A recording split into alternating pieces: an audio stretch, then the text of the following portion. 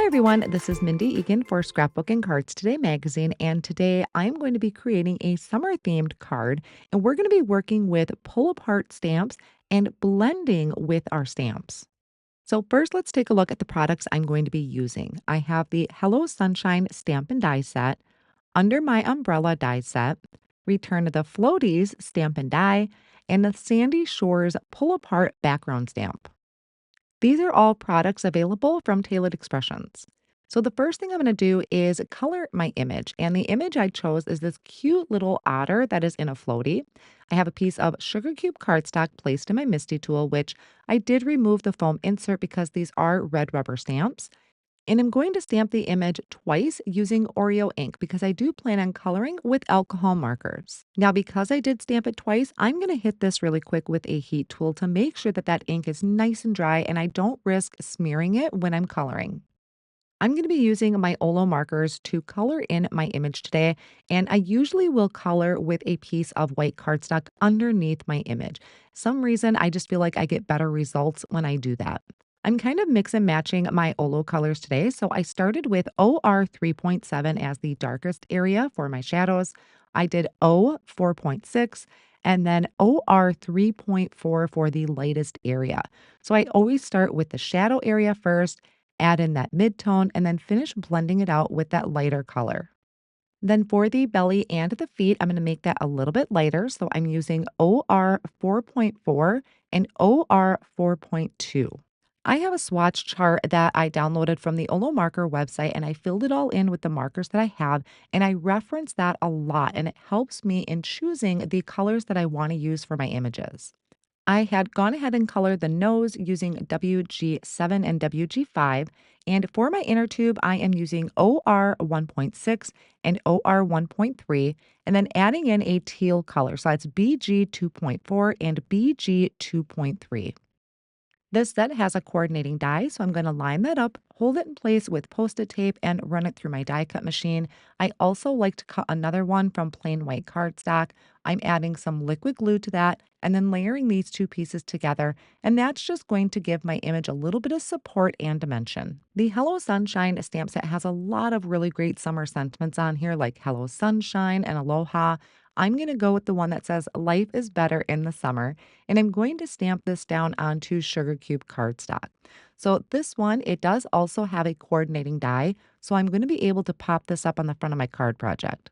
I'm going to ink this up in Oreo ink, and again, I will stamp it twice using my Misty tool so that I can get some nice good coverage since there are some thicker letters in there. I want to make sure that those are nice and black. Then after I'm done stamping, I will line up the coordinating die, which lines up pretty close to your letters. And I'm going to die cut it out actually about 3 more times. This again is to create dimension. I like to do this especially with letters that are pretty thin and it's hard to trim foam tape to get behind it. So I added liquid glue to the top of each of those plain die cut pieces. And then I take my stamped one and I just pick them all up right in a line. And then I have that wiggle time to get it all moved into place.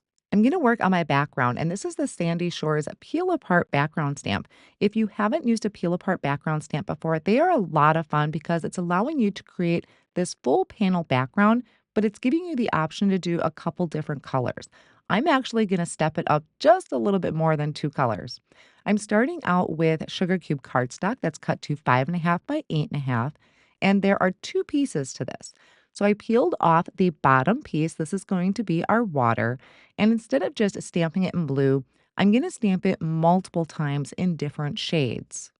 I'm going to start with Sprinkles ink. So it's a really nice light blue. I'm going to stamp that down. Again, I removed the foam insert from my Misty tool because this is a red rubber stamp. It's going to look blotchy at first, and that's okay. Sometimes the ink will smooth out when it dries, but there's a lot of background stamp to this. So I did stamp it twice in the Sprinkles ink.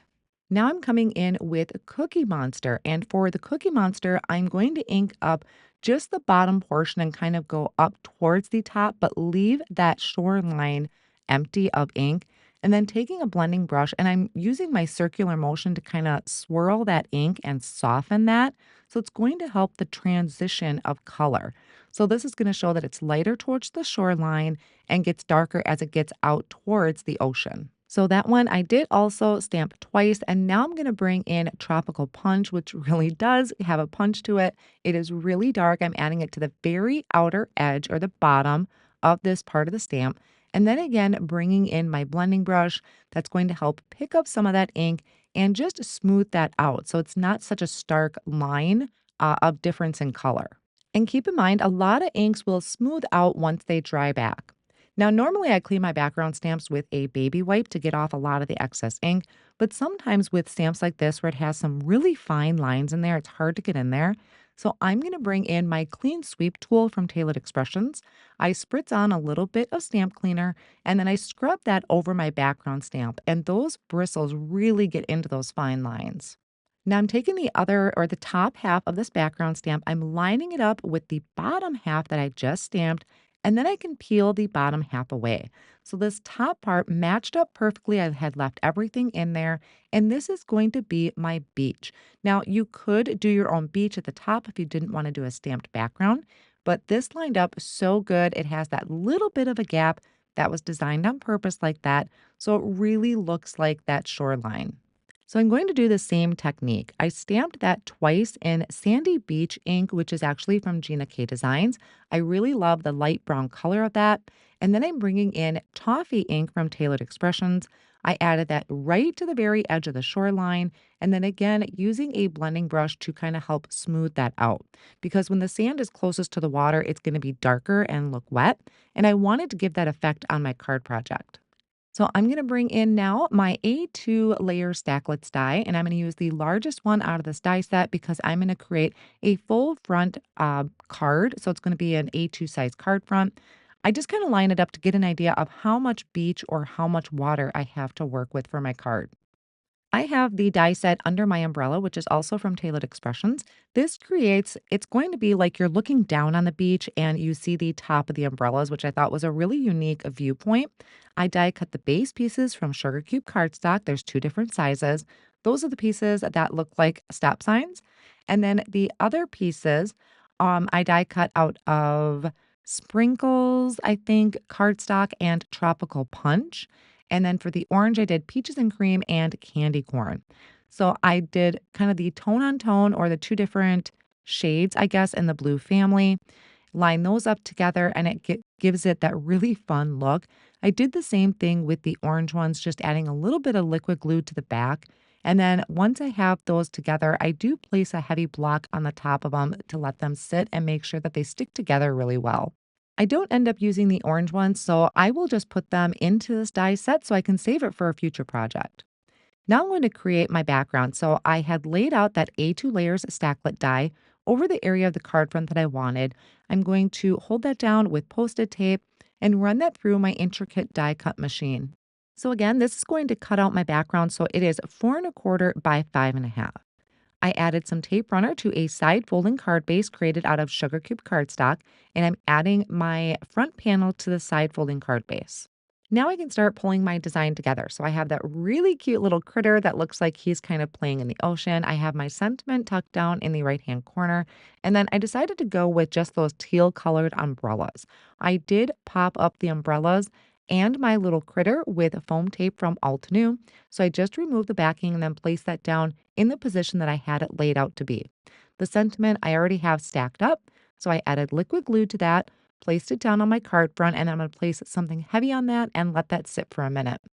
The Under My Umbrella die set does have a die on there to create these little circles that go in the center of your umbrellas. One of my umbrellas actually has that little white center there. But instead of doing that, I'm going to add some silver glitter drops to the center. I needed to have some sort of sparkle on the front of my card project. So I'm going to add a glue drop or glitter drop right over the top of that white circle. I had placed my glitter drops in the glassboard buddy from Tailored Expressions, and then once I'm done, there is a little notch in there, so I was able to just pour those back into the jar without making a mess. And then my finishing touch is adding some white highlights to my critter and also my umbrella. And that is going to finish up my summer themed card project. This card is so refreshing, especially with the temperatures that we've been having lately. I absolutely love the colors and how we were able to do some ink blending on our background stamp. I hope you enjoyed today's inspiration. Thanks so much for joining.